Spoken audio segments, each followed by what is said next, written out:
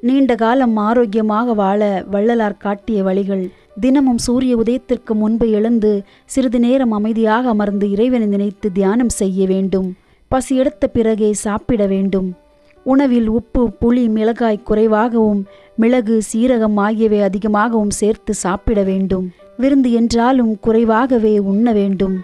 பகலில் சாப்பிடும் உணவில் அரைப்பங்களவு உணவை மட்டுமே இரவில் உணவாக எடுத்துக்கொள்ளுங்கள். உறங்கும் போது இடதுகை பக்கமாகவே உறங்க வேண்டும்.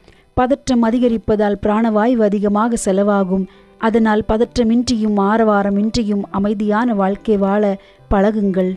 வாழ்க்கை என்பது வாழும் வரை மட்டுமே. அதனால் அனைத்து உயிர்களிடத்தும் அன்புடனும் கருணையுடனும் வாழுங்கள். முடிந்தவரை மற்றவர்களுக்கு உதவி செய்யுங்கள். பணத்தை சேமிப்பதற்காக ஆரோக்கியத்தை இழந்துவிட வேண்டாம். வாழும் வரை ஆரோக்கியமாக வாழ முயற்சி செய்யுங்கள்.